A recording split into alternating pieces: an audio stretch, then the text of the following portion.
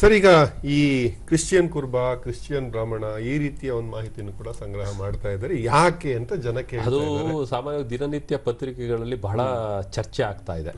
ಗೊಂದಲ ಮಾಡ್ಕೊಳ್ತಾರೆ. ಗೊಂದಲದ ವಿಷಯವೇ ಅಲ್ಲ ಅದು. ನಾನು ಈಗಾಗಲೇ ಹೇಳಿದ ಹಾಗೆ ನೋಡಿ, ಪರಿಶಿಷ್ಟ ಜಾತಿಯಲ್ಲಿ 101 ಕ್ಯಾಸ್ಟ್ ಇದಾವೆ ಪಟ್ಟಿ ನೋಟಿಫೈಡ್. ಪರಿಶಿಷ್ಟ ಪಂಗಡದಲ್ಲಿ 50 ಇದಾವೆ ನೋಟಿಫೈಡ್. ಹಿಂದುಳಿದ ವರ್ಗಗಳಲ್ಲಿ ಅಂದ್ರೆ category 1, 2A, 2B, 3A, 3B ಗಳಲ್ಲಿ ಎಲ್ಲ ಸೇರಿದ್ರೆ 881 ಕ್ಯಾಸ್ಟ್ಗಳು ಸ್ಟೇಟ್ ಅವರು ನೋಟಿಫೈ ಮಾಡಿದ್ದಾರೆ. ಇಷ್ಟನ್ನ ಹೊರತುಪಡಿಸಿ ಸಾವಿರಾರು ಜಾತಿಗಳಿದಾವೆ. ಅವ್ಯಾವು ಕೂಡ ನಾವು ಪಟ್ಟಿಯಲ್ಲಿ ಸೇರಿಸಿಲ್ಲ. ಅವು ಸೇರಿಸ್ತಾನೆ ಅವ್ರು ಯಾವ ಜಾತಿ ಏನು ಅಂತ ನಾವು ಕೇಳಿಲ್ಲ. ಈಗ ಸರ್ವೆಗೆ ಹೋದಾಗ ಆ ತರ ಯಾವ್ದಾದ್ರು ಒಂದು ಜಾತಿ ಇದ್ರೆ ಹೇಳ್ಕೊಳ್ಳಿಕ್ಕೆ ಅವ್ರಿಗೆ ಅವಕಾಶ ಇದೆ.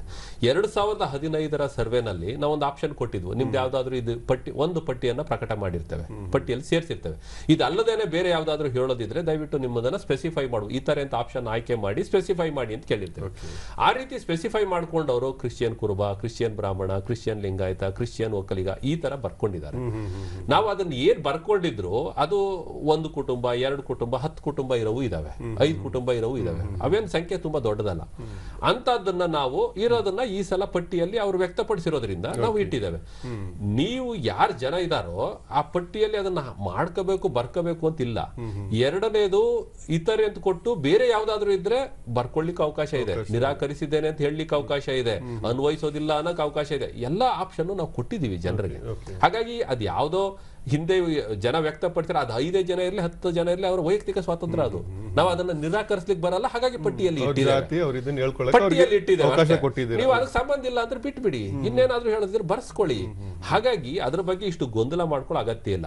ಆನಂತರ ಇನ್ನೊಂದು ಅಂಶ, ಒಂದು ಸಲ ಸಮೀಕ್ಷೆ ಮುಗಿದ ಮೇಲೆ ದತ್ತಾಂಶ ಬಂದ ಮೇಲೆ ಆ ದತ್ತಾಂಶವನ್ನು ವಿಶ್ಲೇಷಣೆ ಮಾಡಬೇಕಾದ್ರೆ ಈ ಕ್ರಿಶ್ಚಿಯನ್ ಬ್ರಾಹ್ಮಣ ಇರ್ಬೋದು, ಕ್ರಿಶ್ಚಿಯನ್ ಲಿಂಗಾಯತರ ಇರ್ಬೋದು, ಮುಸ್ಲಿಂ ಲಿಂಗಾಯತ ಅಂತ ಇರ್ಬೋದು, ಏನಾದ್ರೂ ಇರ್ಬೋದು, ನಾನು ಅದು ಇದು ಅಂತ ಹೇಳ್ತಾ ಇಲ್ಲ.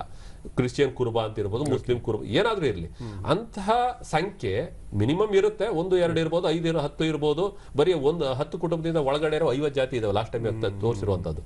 ಹಾಗಾಗಿ ಅವುಗಳನ್ನ ಇಟ್ಟುಕೊಂಡು ಈ ಆಯೋಗ ನಿರ್ಣಯ ಅದನ್ನ ಪರಿಗಣಿಸ್ಬೇಕಾ, ಆ ಅಂಶಗಳನ್ನ ಈ ಸಂಖ್ಯೆಗೆ ಪರಿಗಣಿಸ್ಬೇಕಾ, ಬಿಡಬೇಕಾ, ಅಥವಾ ಯಾವ ಇದಕ್ಕೆ ಪರಿಗಣಿಸ್ಬೇಕು, ಧರ್ಮಕ್ಕೆ ಪರಿಗಣಿಸ್ಬೇಕು ಅನ್ನುವಂಥದ್ದನ್ನ ಆಯೋಗ ನಿರ್ಧರಿಸುತ್ತೆ.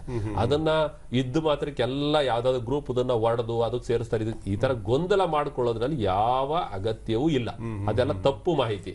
ಯಾರೋ ಅದನ್ನ ಅರ್ಥ ಮಾಡ್ಕೊಳ್ಳೋದೇನೆ ಸುಮ್ಮನೆ ಮಾತನಾಡ್ತಾರೆ ಅಂತ ಹೇಳಿ ನೀವು ನಂಬಬೇಕು ಅಂತಾನೂ ಇಲ್ಲ. ಅದು ಹಿಂದೆ ಯಾರೋ ವ್ಯಕ್ತಪಡಿಸಿದ್ದಾರೆ, ಅದನ್ನ ಡಿಕ್ಲೇರ್ ಮಾಡ್ಕೊಂಡಿದ್ದಾರೆ, ನಾವು ಇಟ್ಟಿದ್ದೀವಿ. ಅದು ಇರ್ಬೋದು, ಇಲ್ಲದೆ ಇರ್ಬೋದು. ಈಗ ಜನರಲ್ ಸಾವಿರಾರು ಪಟ್ಟಿಯನ್ನ ಸರಿ ತಪ್ಪು ಅಂತ ನಾವು ಹೇಗೆ ಹೇಳಲಿಕ್ಕಾಗತ್ತೆ? ಕರೆಕ್ಟ್.